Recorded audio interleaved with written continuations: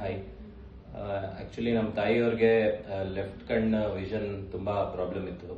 So ಸ್ವಲ್ಪ ಕಾಣಿಸ್ತಾ ಇರಲಿಲ್ಲ. ಸೊ ನನಗೂ ಸ್ವಲ್ಪ ಡೈಲಮ್ ಆಯಿತು, ಯಾವ ಹಾಸ್ಪಿಟ್ಲ್ ತೋರಿಸ್ಬೇಕು ಏನು ಅಂತ. ಓಕೆ, ಸೊ ಆ ಟೈಮಲ್ಲಿ ನನಗೆ ನಮ್ಮ ಫ್ರೆಂಡ್ ಒಬ್ಬರು ವಿಜಯ ಐ ಕ್ಲಿನಿಕ್ಗೆ ರೆಫರ್ ಮಾಡಿದರು.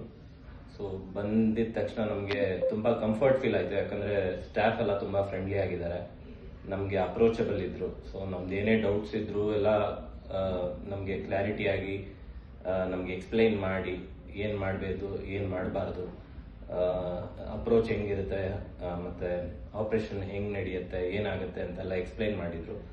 ಸೊ ನಾವು ಅವ್ರು ಹೇಳಿರೋ ಥರನೇ ಆಪ್ರೇಷನ್ಗೆಲ್ಲ ಪ್ಲ್ಯಾನ್ ಮಾಡಿ ಆಪ್ರೇಷನ್ ಆಗಿದೆ. ಓಕೆ, ಪೋಸ್ಟ್ ಆಪ್ರೇಷನ್ ಆದಮೇಲೂ ಅಷ್ಟೇ ನಮಗೆ ಇನ್ಶೂರೆನ್ಸ್ದು ಏನು ಪ್ರಾಬ್ಲಮ್ ಇಲ್ದಲೇ ಎಲ್ಲ ಕ್ಲಿಯರ್ ಆಯಿತು, ಏನು ಡೌಟ್ಸ್ ಇರಲಿಲ್ಲ. ಸೊ ಒಂದೇನು ಹೇಳಬೇಕಂದ್ರೆ ಡಾಕ್ಟರ್ಸ್ ಅಥವಾ ಸ್ಟಾಫು ಆಮೇಲೆ ಅವರು ಕೌನ್ಸಿಲಿಂಗ್ ಮಾಡೋರು ಎಲ್ಲ ತುಂಬ ಫ್ರೆಂಡ್ಲಿ ಆಗಿದ್ದಾರೆ. ಸೊ ಇವತ್ತು ಐ ಆಮ್ ವೆರಿ ಹ್ಯಾಪಿ. ನಮ್ಮ ತಾಯಿಗೆ ತುಂಬ ನೀಟಾಗಿ ಕಣ್ಣು ಕಾಣಿಸ್ತಾ ಇದೆ. ಓಕೆ, ಏಜ್ ಫ್ಯಾಕ್ಟರ್ ಇತ್ತು ಅವ್ರಿಗೆ, she is almost 75. So age factor ಇದ್ರೂ ಅವರು ತುಂಬ ನೀಟಾಗಿ ಆಪರೇಷನ್ ಮಾಡಿಕೊಟ್ಟಿದ್ದಾರೆ. I am very happy.